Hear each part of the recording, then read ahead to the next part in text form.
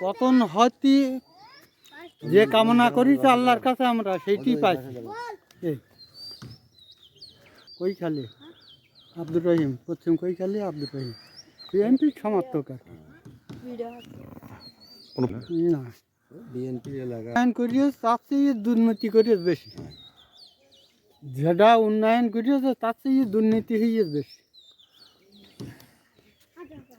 মিথ্যা মিথ্যা কেস কাম, মানুষ হয়রানি হয়ে জর্জরিত হয়েছে আমলিকের।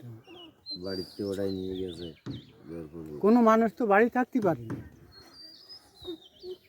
বলবো এই 70 বছর যেভাবে ক্ষমতা চালিয়েছে, মানসিক ভোটার অধিকার হরণ করিয়েছে, তারপর ন্যায্য দাবির থেকে বঞ্চিত হয়েছে মানুষ, এই আর মিথ্যা মামলায় জর্জরিত হয়ে গেছে। দেখিনি রাজনীতিকভাবে মানুষই এইভাবে গুলি করে হত্যা করতে, হ্যাঁ। তাই স্বাধীন দেশ স্বাধীনভাবে চলতে চাই, স্বাধীন একটা নিরপেক্ষ সরকার আসুক, এইটাই আমরা কামনা করি। তাই যেই আসুক, আমলিগ এই বিএনপি আসুক, জামাত আসুক, আর জাতীয় পার্টি আসুক, যে দল আসুক, আমলিগ চাই, এইরকম ফেসিস সরকার আমরা চাই। তাই আমলিগ হোক আর বিএনপি হোক, জামাত হোক আর যেই হোক, ফেসিস সরকার স্বাধীন দেশে স্বাধীনভাবে বাস করতে চাই।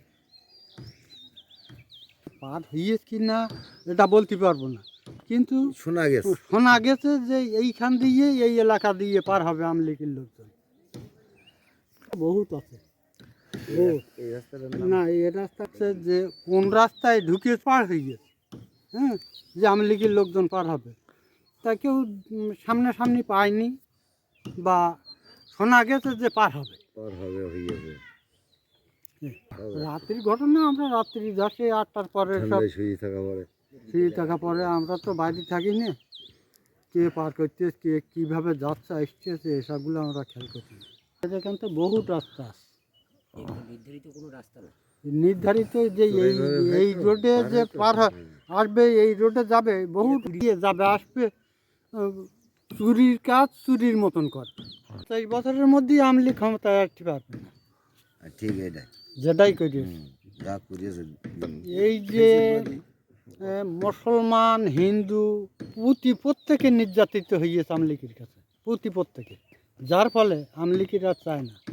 আমলিগের যে চেলাচামটা যেভাবে দেশ চুষি খেয়েছে, এতে করে আমলিগের আর চায় না অন্য কোনো দল আসুক ক্ষমতায়। হ্যাঁ, আমি বেঁচে থাকতে আমলিগের ভোট দেবো না।